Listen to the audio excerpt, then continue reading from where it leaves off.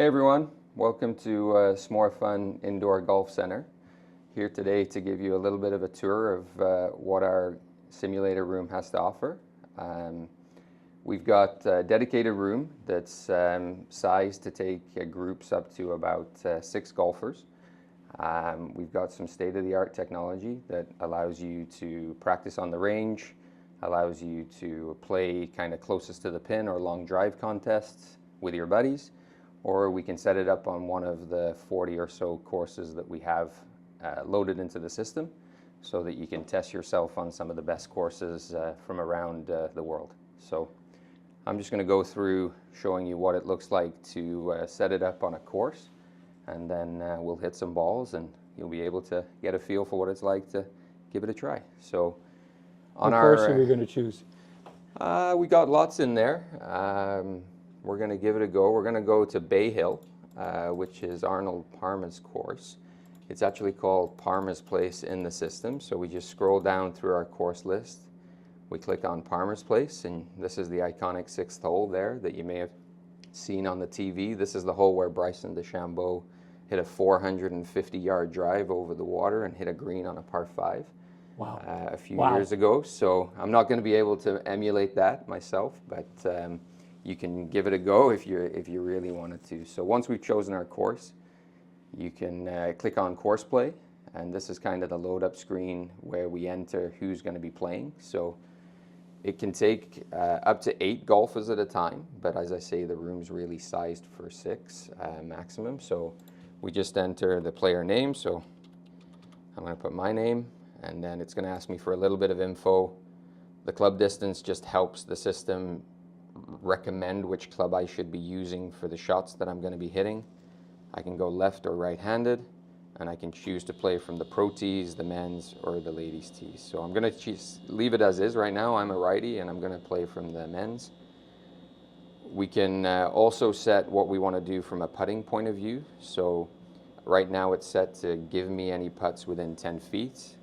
I can take that down to maximum of a 2-putt, anything within 3 feet, or you can go anywhere up to 15, 20, 30, 40, 99, whatever suits your game to speed it up. If you're trying to practice putting, you might put it on 3 feet so you putt more. If you just want to practice your long irons, maybe you put it on maximum 2-putt just to speed it up. Mulligans, everybody loves a breakfast ball. If the first one doesn't go so well, you can again set how many you want to allow. I'm a big fan of none of those, but that's just my preference. And then you can set how fast you want the greens to run as well, anywhere from 7 to 13 on the stimp. If you've played up here in Temiskaming, the stimp's probably around 7, but if you play on the PGA Tour, it's going to be more like 13. So I'm just going to leave it at 11, and once we've got that set up, hit continue. It then gives us the opportunity to customize whether we want to play all 18 holes, or we can play just the front 9, just the back 9.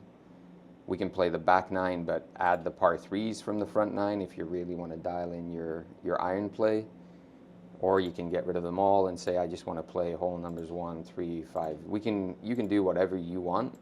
For today, I'm just going to put it on all and then hit play. It's a very fast system, and it's going to get us to the first hole here at Parma's Place, Bay Hill. And then that's just the setup screen. Then we come over to here, and here's the full-size screen. This is beautiful. So everything. How about if I get you standing up, just so people can see actually how big the screen is? So, give you a bit of context. So the screen is 8.5 feet high, 10.5 feet wide. Everything that you see on the computer is mimicked on the screen that you see as you're playing. To give you a little bit of an orientation as to what you're seeing, up in the top, up here, you're going to see the name of the player that's up on the tee right now. It'll also show what your score is and what shot you're hitting each time you play. The yellow represents where the flagstick is and how far you are away. And it also tells you whether this hole is playing downhill or uphill, so you can gauge what you need to be doing. The little circle in the center is where you're currently set to be aiming. So right now it's aiming, although the green is over here, right now my first shot is going to be going down the center. You can move that by using these arrows that you see on the bottom of the screen, just by going over to the computer, and then it will allow you to kind of move to the left and the right. It's recommending that I hit driver, which makes sense from the tee. And then what you get up in this side is a full info mini map of the hole you're playing. So it's hole number 1, it's a par 4. We're currently on the tee, and it's giving me guidance that I'm currently aiming along the white line. And depending on how far I hit, if I'm usually hitting around 200, I can expect to get around here. I'm usually about 230 or 250 off the tee, so currently I'll be hitting to around here. So it makes sense where I'm aiming. I'm probably going to finish short of these bunkers if everything goes to plan. So we're going to set it up and see how my golf game's going so far today.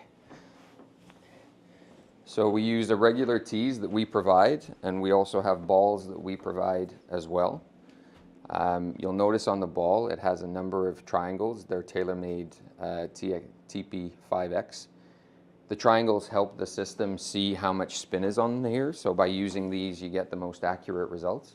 And we provide those, and we have a number of them just lined up in case this one happens to get a little banged up or it's just not working for you. So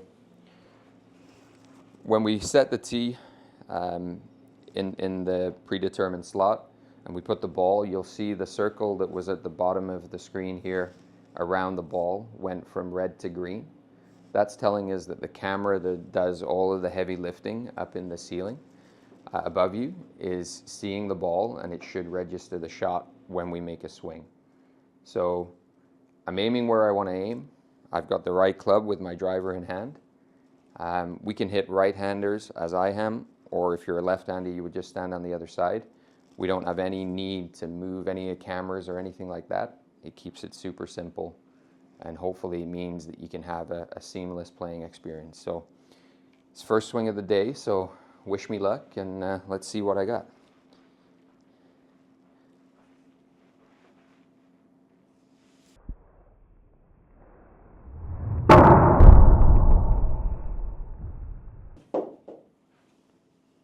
So a pretty good swing.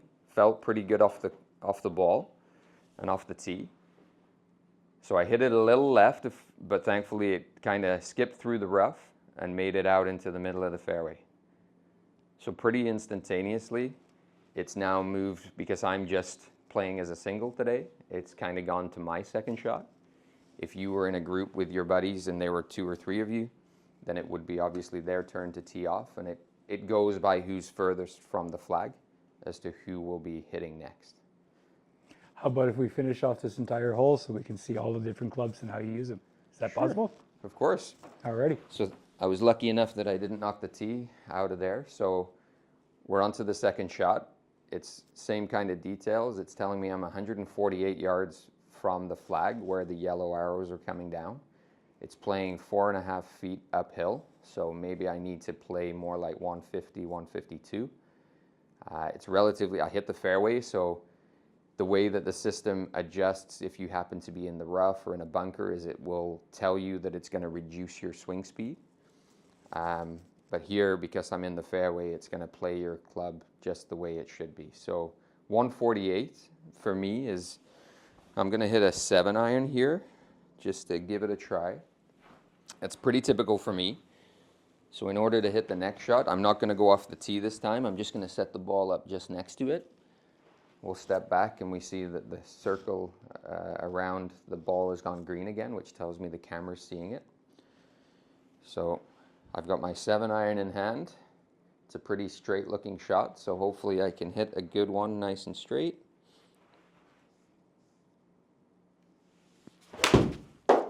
So I set that one off a little bit to the right. It's just going to catch the bunker, I think. Yeah.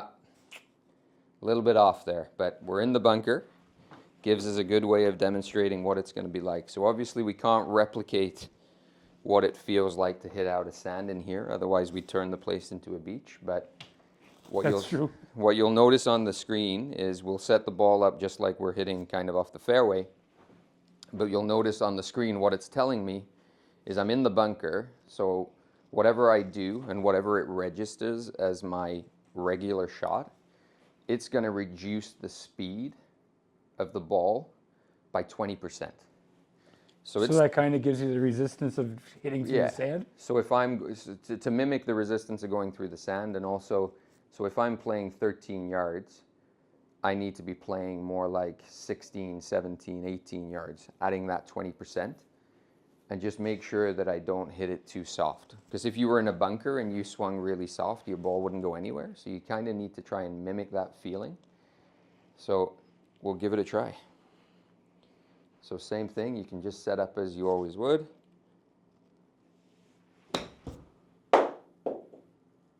So it came out of the bunker okay. It was a little bit hard because I wanted to make sure that I got it up onto the green. So we're about 25 feet away there. So we're onto our putter. And again, same thing, if there were multiple people playing, you wouldn't be hitting shots constantly one after the other, because it would be your buddy's turn. So with the putting, you'll see on the screen, you get the kind of contour lines. So in the mini map and on the screen, you get to see these lines that are going here. So the color of the lines also tells you kind of red means it's quite a severe slope going all the way to green, which means it's pretty flat. And then you can see the white lines moving along those colored lines.